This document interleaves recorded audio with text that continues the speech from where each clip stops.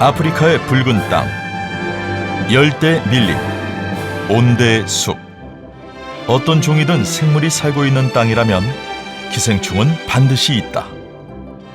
그렇다면 지구 표면적의 70%를 차지하는 대양은 어떨까? 기생충은 그곳에서도 누군가를 조종하며 새로운 세상으로 나갈 기회를 엿보고 있을까?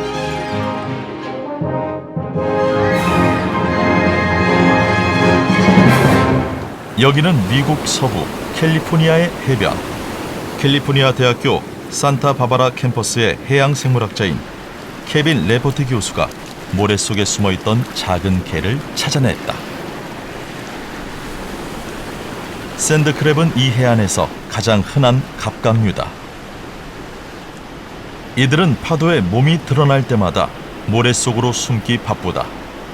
숨기 좋아하는 이 조그만 갑각류의 몸 안에도 기생충은 들어있다. The parasite lives in this crab is called a thorny-headed worm, an acanthocephalin. It's a juvenile in the sand crab, and for it to become an adult, the sand crab has to be eaten by a bird because the adult lives inside the gut of the bird. And the crabs that have parasites in them are easier for the birds to catch. They don't bury down so fast. That helps the birds, but it makes it much harder for the sand crab because the sand crab also has a parasite, but it also gets eaten more easily.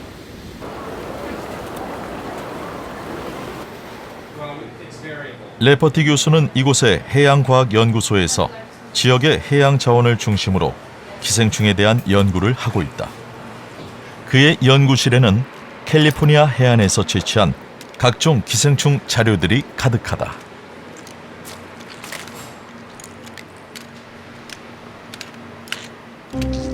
오늘 잡은 샌드크랩의 뱃속에는 구두충이라는 기생충이 들어있다.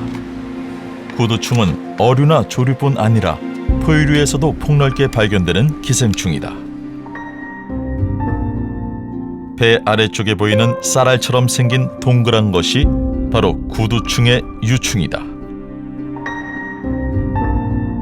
이 작은 기생충이 어떻게 숙주인 샌드크랩의 행동을 조종하는 것일까?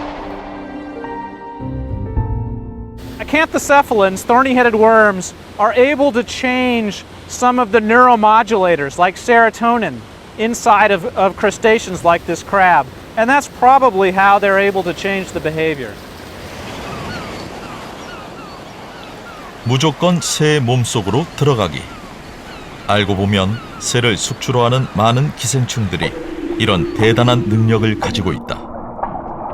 하지만 깊은 바닷속에는 더 놀라운 숙주 조종의 대가가 살고 있다.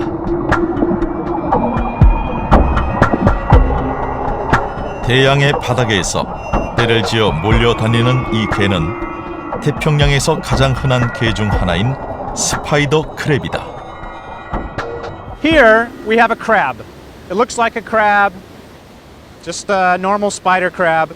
This looks like a crab, but it really is a parasitic barnacle. The reason I call this a parasitic barnacle and not a crab is because this crab will never make crab babies. It only makes barnacle babies.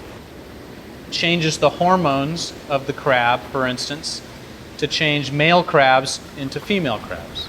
Because female crabs are better at taking care of the parasite's babies than male crabs are.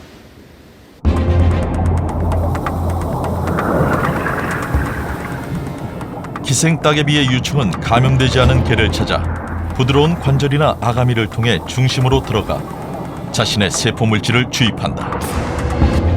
여기서 개의 영양분을 흡수하는 조직이 만들어지고 이어서 부화용 주머니가 만들어진다.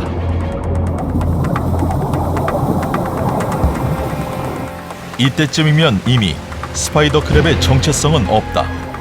배의 알 주머니는 물론이고 내부를 채우는 근육과 신경 등 모든 부분은 기생 따개비의 일부가 됐다. Inside of that sac, the parasite starts to produce its eggs. The eggs develop, and when the eggs are ready to hatch, the parasite manipulates the crab to take care of the babies, to release the babies into the ocean, where they become planktonic larvae. It doesn't die, it doesn't get sick. The crab has no idea that it's infected. It just keeps the crab as a very happy host. It lives a long time, and the main job of that host is to take care of the parasite's eggs and babies. 행복한 숙주는 자신의 알도 아닌 기생충의 알을 애써 낳는다. 그리고 다리를 흔들며 열심히 물살을 일으킨다. 세상으로 나온 기생충의 알들이 물속으로 잘 퍼져나가게 하기 위해서다.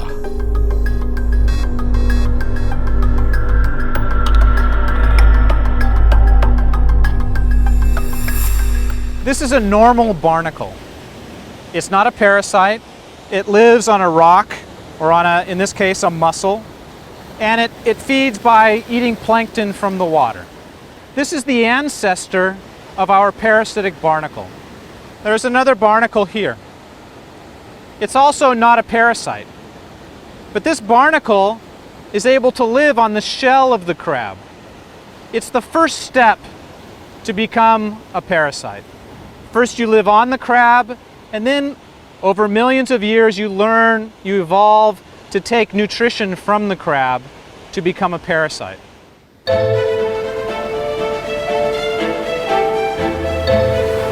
아주 오랜 옛날, 한 따개비가 우연히 개 등에 붙어 사는 법을 배웠을 것이다.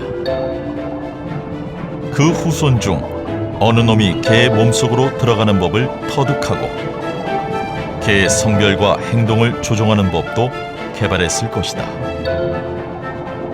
그리고 지금 우리는 숙주의 성과 번식까지 완벽하게 조종하는 놀라운 기생충의 모습을 보고 있다.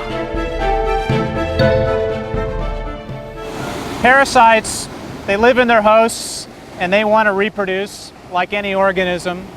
But of course their host doesn't want the parasite to survive. And so the parasite can sometimes evolve strategies to manipulate the host to do things that the host wants. Hosts and parasites are in a constant arms race to evolve new strategies. Parasites are trying to evolve new ways to attack the host, and hosts are trying to evolve new ways to get rid of parasites.